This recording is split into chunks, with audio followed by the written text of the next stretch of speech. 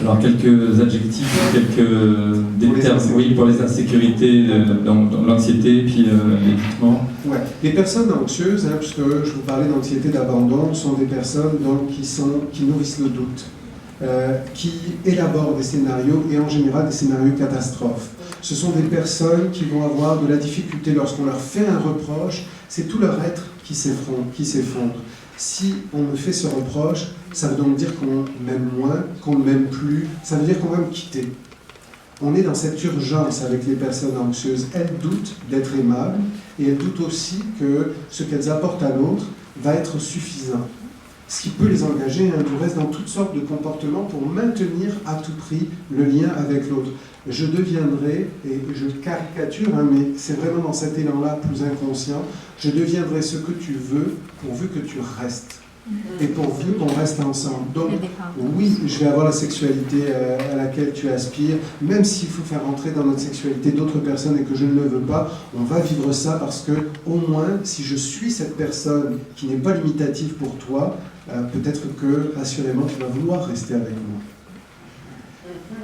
C'est la porte ouverte à beaucoup de débordements et beaucoup de souffrance, en fait, parce que, tout à coup, pour se modeler en fait aux besoins de l'autre, je suis prêt à beaucoup et je suis prêt même à aller bien au-delà de mes limites. Il y a des choses que je ne ferai pas mais que je vais faire quand même. Il y a des choses que je ne dirai pas parce que j'ai peur qu'on me laisse et qu'on me quitte. Évidemment, ce sont des personnes sur le plan qui sont extrêmement... qui vivent de la colère, mais qui vivent de la colère en fait qu'elles n'éliminent jamais. Donc soit elles répriment et elles attendent, soit elles explosent. C'est vraiment dans ces deux extrêmes-là. Et elles essaient de contrôler leur colère en se disant « Mais non, je ne peux pas être en colère, je vais être moins...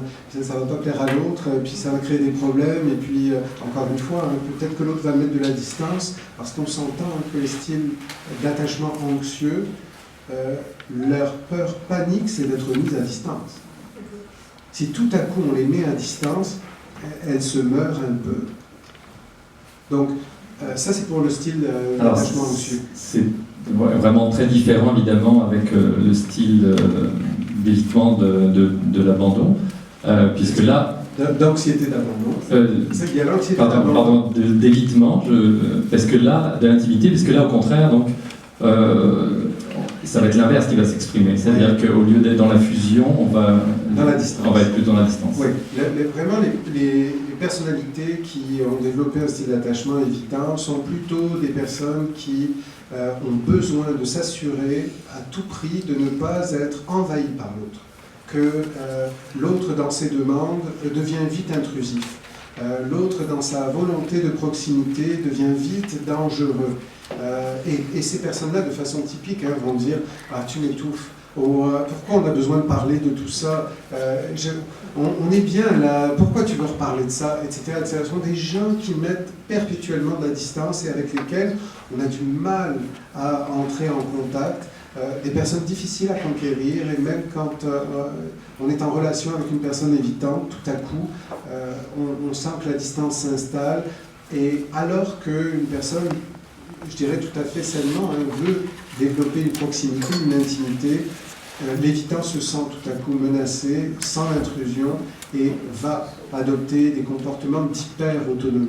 Vraiment, le propre de l'évitant, c'est l'hyper-autonomie, c'est l'hyper-aussi-vigilance à s'assurer qu'on n'est jamais dans l'intrusion, c'est la garantie d'un espace vraiment qui est toujours défendu. Donc, sont des personnes aussi qui ne demandent pas beaucoup d'aide, parce que par des situations, elles sont autonomes, elles n'ont besoin de personne. Alors, donc c'est difficile d'entrer en lien avec quelqu'un qui n'est jamais vulnérable. Difficile d'avoir le sentiment aussi d'exister pour lui ou pour elle, et d'ailleurs c'est ce que disent de façon typique les gens qui vivent avec des évitants. Parfois j'ai l'impression que si j'étais pas là, ça ne ferait pas de différence. Parfois j'ai l'impression que je ne sers à rien, je manque d'affection, je manque de proximité. Ça va être les reproches récurrents qu'on fait aux personnes évitantes.